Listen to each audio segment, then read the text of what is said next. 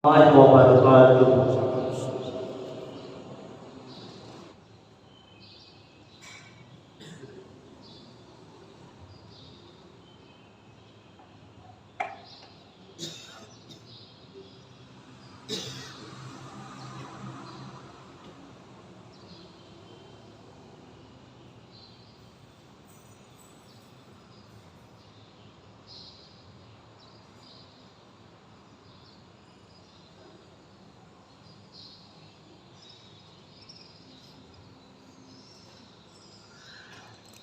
Assalamualaikum warahmatullahi wabarakatuh.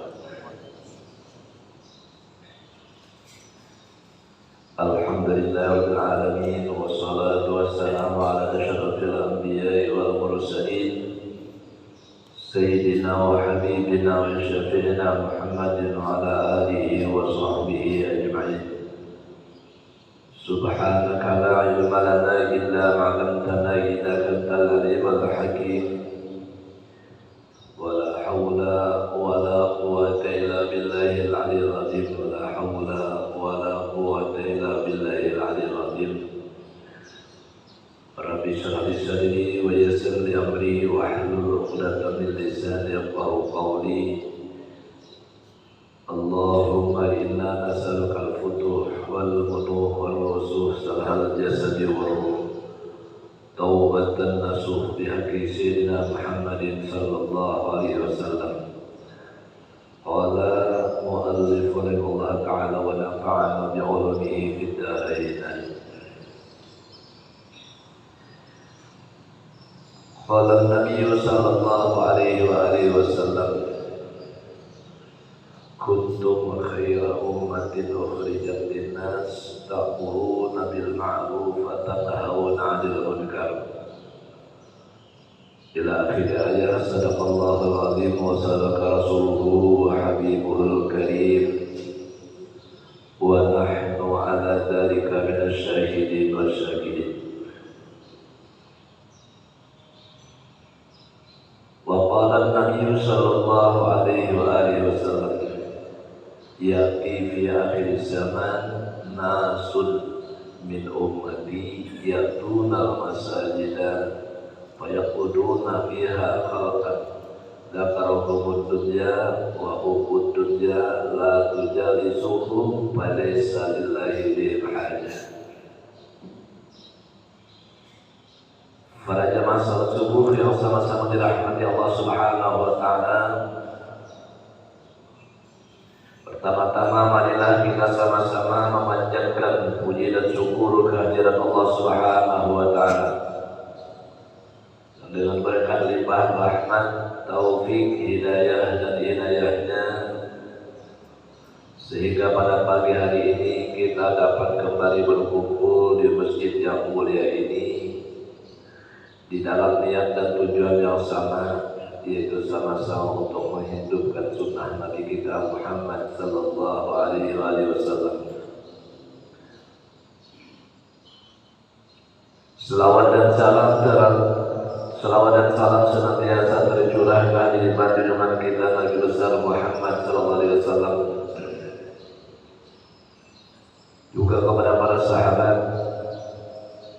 tabi'in serta orang yang rela meneruskan perjuangan beliau hingga hari kiamat.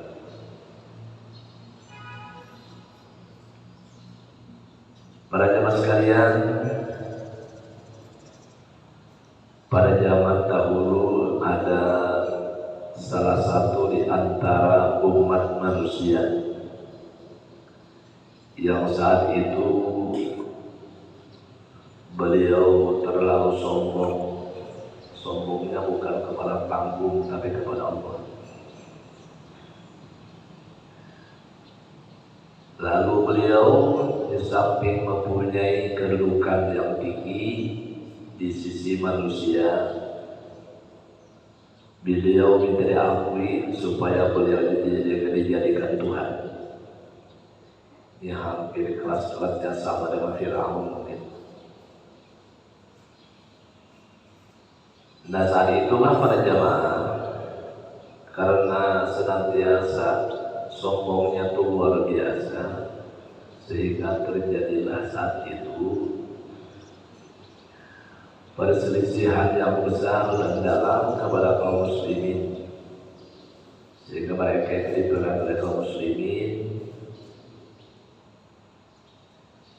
dengan pertolongan Allah Subhanahu wa Ta'ala.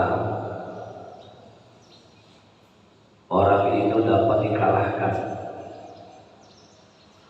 kaum muslimin dapat memenangkan pertempuran itu, sehingga orang ini kemudian ditawan.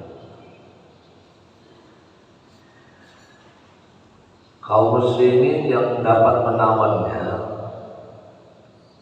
saat itu adalah mereka bermusyawarah bagaimana caranya kita membunuh orang yang sombong kepada Tuhan kita. Kalau kita manusia biasanya wajarlah sombong kepada manusia lantaran mungkin dengan banyak duitkah atau jadi orang yang punya uang yang banyak, sehingga kadang-kadang bisa menimbulkan kesombongan atau kepintaran atau apalah yang lain. Tapi ini kepada Allah. Kaum muslimin tahu bahwa tidak ada yang bisa menandingi Allah SWT dalam segala hal. Ilmunya, kekayaannya, kekuatannya, segala macam.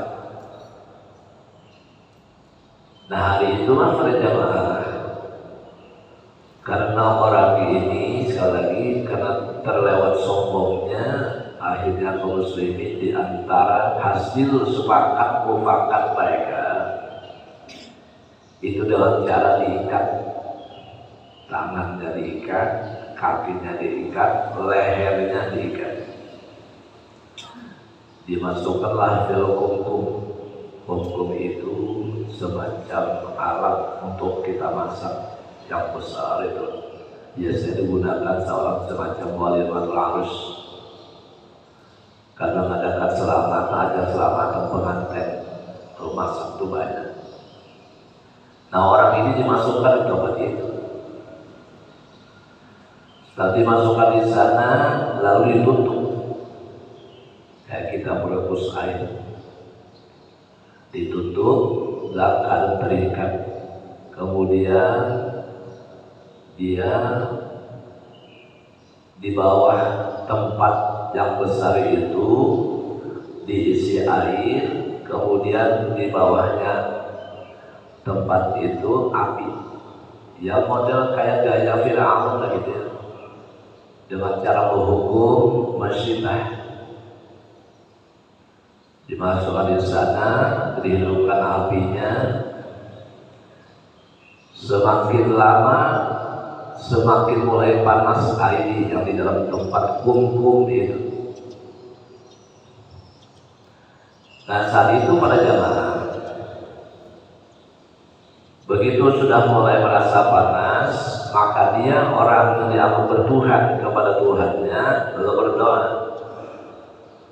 ya Tuhanku, ya Tuhanku Lata, sekian lama aku mengabdi dan mengabdikan diri kepadamu, beribadah kepadamu, sekarang lepaskan saya, khalisni, lepaskan dari hukuman ini. Semakin diangkat doa, semakin khusyuk doanya dengan memanggil Lata, semakin panas. Ibarat panas sampai 100 derajat Celcius misalkan, sampai panas yang luar biasa, mungkin sampai ribuan Celcius panasnya itu. Saya berteriak, ya Lata khalisni, ya Lata khalisni, ya Lata khalisni. Wahai Tuhanku Lata, lepaskan saya dari hukuman ini. Gak sanggup Lata membantu itu, manggil lagi Tuhannya, ya Uzza, wahai Tuhanku Uzza khalisni, ya Uzza khalisni, ya Uzza khalisni, wahai Tuhanku Uzza, lepaskan saya.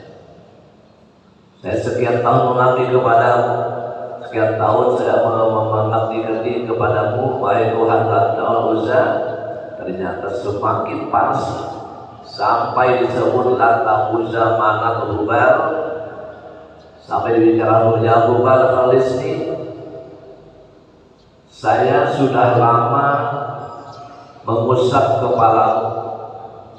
Pada hari ini saatnya lah aku minta pertolongan kepadamu, wahai Hubal.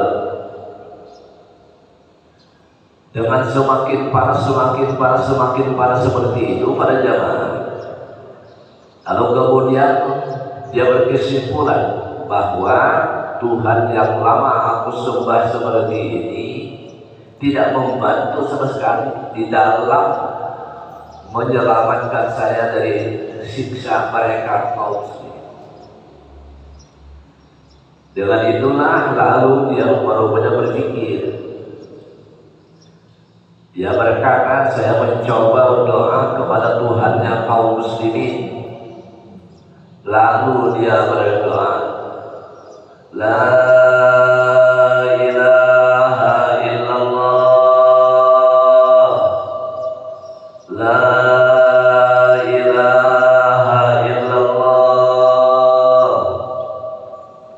La ilaha illallah, Muhammadur Rasulullah sallallahu alaihi wasallam. Rupanya orang ini biasa mendengar kaum muslimin berzikir sehingga dia hafal kalimat talqin zikir itu. Dengan kalimat talqin zikir diucapkannya, tiba-tiba Allah turunkan hujan yang sangat lebat dengan kekuasaan Tuhan. Turun hujan segitu lebatnya dalam waktu singkat. Api yang dihidupkan tadi ternyata mati. Kemudian Allah turunkan lagi angin yang deras, angin yang kencang, sehingga sanggup menerbangkan kum-kum itu bersama orang di dalam. Orang masih terikat. Satu riwayat dalam kitab ini dikatakan bahwasanya begitu terbang dengan izin Allah, semakin dia berteriak, berzikir kepada Tuhan, La ilaha illallah, dibaca lagi sampai 3 kali bahwa Muhammad Rasulullah, terus dibawa oleh angin. Ringkasnya sampai di satu tempat yang cukup jauh dari tempat dia yang disiksa itu, di kampung yang dia disiksa itu. Kemudian Allah dengan iradat kudrat Tuhan pada jamaah, lalu kemudian dijatuhkanlah kum-kum itu ke tempat masyarakat yang seluruhnya orang yang non-muslim. Dengan jatuhnya satu tempat itu yang dianggap cukup besar oleh masyarakat pada zaman itu, lalu mereka ada aneh, ada semacam rada-rada aneh, benda apa yang sedang terbang di situ. Tiba-tiba jatuh di tempat kita, didatangilah tempat itu para jemaah. Begitu datangi ternyata orang sedang terikat, dan ajibnya itu air yang ada di dalam itu nggak ketumpah. Lalu kemudian mereka nanya, Ya fulan min aina anta, dari mana kau datang? Oleh seorang yang dalam keadaan selamat itu tidak mati, dan ajib sekali lagi turun itu semacam kayak pesawat mau turun, tidak langsung terhempas sehingga kembali tetap selamat.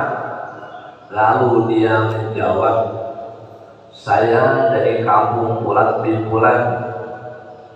Ceritakanlah kasus yang terjadi pada diri beliau. Beliau, saya waktu itu merasa bangga dan besar diri sehingga saya menuhankan, diminta diakui sebagai Tuhan. Kemudian kaum muslimin marah dan saya dapat dikalahkan, jadi saya ditawan seperti ini. Cuman para jamaah, oleh beliau menceritakan, semakin aku dalam keadaan tersiksa seperti ini, mereka hidupkan api di bawah tempat yang saya ditempatkan saat ini. Saat mulai sudah air yang terasa panas, saya mengatakan, minta kepada Tuhan saya yaitu Lata, Uzza, Manat dan Hubal, maka semakin panaslah air yang di dalam kum ini. Semakin saya kencang ucapan pujian kepada Tuhan, minta pertolongan kepada Tuhan, semakin panas. Sedang izin dan takdir Allah Subhanahu wa taala seperti itu, para jamaah, oleh beliau habis putus asa. Berarti ini salah sebab. Berarti percuma aku menyewa Tuhan sekian tahun, tetapi begitu minta bantuan sedikit pun tidak bisa membantu. Saya kembali berdoa kepada Tuhannya kaum muslimin. Saat itu rupa-rupanya dengan izin Allah saya panggil kalimat La ilaha illallah 3 kali. Kemudian saya baca Muhammad Rasulullah SAW. Ternyata kata beliau, air hujan segitu lebatnya dalam waktu yang singkat, maka api yang ada di bawah tempat kum yang saya waktu dinyalakan di waktu di tanah itu, jika api itu mati, kemudian datang lagi angin keras, ya sampai selesai terbawa oleh angin ke tempat ini. Saya tidak tahu di mana tempatnya. Nah, mendengar cerita seperti itu pada jamaah, oleh mereka-mereka yang satu kampung itu semua tidak ada yang beriman kepada Allah. Lalu banyak berpikir, itu mungkin salah satu di antara hidayah taufik Tuhan kepada mereka. Dan maklum zaman dulu pada zaman para dai Allah belum sampai ke sana, umatnya belum banyak beriman. Nah, sehingga pada waktu itu dengan kalimat itu dibaca, ternyata dengan izin Tuhannya kaum muslimin, tempat diterbangkan dengan angin, dan saya sampai di sini hanya selamat. Di antara yang saya merasa ajib itu sudah mengucapkan kalimat La ilaha illallah, La ilaha illallah, La ilaha illallah. Saya lanjutkan dengan kalimat Muhammad Rasulullah SAW. Ternyata mungkin bisa terjadi, mungkin sebabnya dengan saya mengucapkan kalimat Muhammad Rasulullah sehingga saya diselamatkan. Kalau kita merujuk kepada satu kitab Al-Adwarul Muhammadiyah, di sana disebutkan, saya sering sampaikan, bahkan di tempat sini pun saya sampai menyampaikan bahwasanya Nabi Adam ketika bersalah sampai 70 tahun mengucapkan taubat kepada Tuhan akibat memakan buah yang dilarang oleh Allah, sehingga saat itu kata beliau saya bertaubat tiap hari tiap malam, belum diampuni Allah sampai 70 tahun. Saya bertaubat, kemudian saya diingat dengan perintah Allah untuk melihat ke satu tempat yang namanya Aras. Yang kedua, ke surga Tuhan. Ternyata di Aras dan surga Tuhan terpampang kalimat La ilaha illallah Muhammad Rasulullah. Saya berdoa kepada Nabi Adam, ya Allah, dengan berkat Muhammad SAW ini, ya Allah, ampuni dosa saya. Maka seketika itulah Allah mengampuni dosanya Nabi Adam. Ini dengan perkataan yang sama dengan seorang yang tadi. Nabi Adam kan karena melihat firman Tuhan yang tertulis di aras Tuhan dan di surga Tuhan. Dan Adam ini cerita Allah orang beriman, wajar dia mengucapkan kalimat itu. Tapi pada orang ini tidak beriman. Tapi karena mungkin saya mendengar orang berzikir, jika seperti kita di masjid, berzikir kita di masjid. Orang yang lewat kadang-kadang mendengar zikir kita. Kalau keseringan mendengar, bisanya itu kita ingat bacaan-bacaan orang, amalan orang di masjid. Misalkan saja pada jamaah kita baca Ya Hayyu Ya Qayyum La ilaha illa anta, Ya Hayyu Ya Qayyum La ilaha illa anta. Sehingga walaupun kita belum melihat hurufnya, kita juga hafal. Ibarat kadang seperti ini. Maka kata beliau, mungkin dengan berkat menyebut Muhammad Rasulullah, saya diselamatkan Tuhan kaum muslimin. Cuma saya tidak tahu apakah itu penyebabnya atau apa. Nah, para jamaah sekalian, maka dengan bantuan Allah seperti itu, semuanya mengucapkan kalimat La ilaha. Kamu semua mengucapkan kalimat dengan kalimat la ilaha illallah Muhammad Rasulullah, beliau satu kampung itu beriman kepada Allah Subhanahu wa taala. Itu dengan gampangnya Allah berikan taufik hidayah kepada orang-orang yang tidak percaya kepada Allah Subhanahu wa taala. Hadirin sekalian yang sama-sama dirahmati Allah Subhanahu wa taala. Dinyatakan Nabi kita Muhammad SAW, kita kaum muslimin yang sudah sekian selama kita beriman kepada Allah dan percaya dengan kesempurnaan sifat kudrat Tuhan, dan kita pun sering mengucapkan kalimat la ilaha illallah. Termasuk begitu kita dalam masjid seperti ini, kita minimal kita ingat kepada Allah, entah kalimat apa yang kita baca, itu salah satu mendatangkan manfaat besar kepada kita. Nabi SAW bersabda, ya'ti fi akhir zaman nasun min ummati ya'tuna al-masajid wa yaquduna fiha khalqan dzakarahumullahu dzakarahumud dunya wa humud dunya la tujalisuhum wa laysa lillahi bihim hajah. Ujar Nabi SAW, nanti kata Nabi ada satu masa di akhir zaman manusia itu datang ke masjid.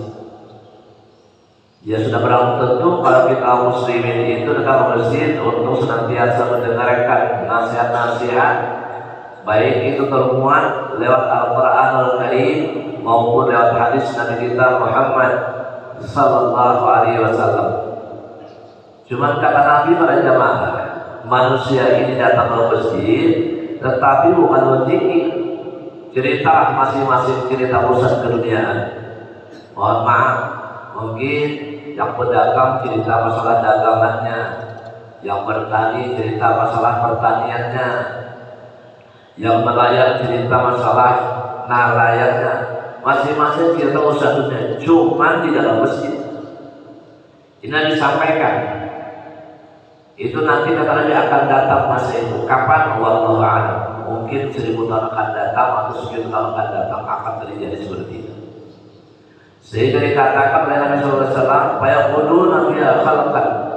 Mereka itulah duduk di masjid-masjid tetapi hanya sedang bercerita. Lalu kemudian dapat cerita masalah dunia dan hukum dunia, cinta masalah keduniaan. Banyak dunianya lah cerita. Bukan dilarang menceritakan dunia, cuma tempatnya yang merapas. Allah tidak perlukan orang dulu bersama seperti itu. Kalau dalam tempat yang mulia seperti ini kita cerita masalah-masalah berkaitan dunia. Oleh karena itu kata Nabi sekali lagi, zaman itu nanti akan datang. Kapan? Wallahu a'lam.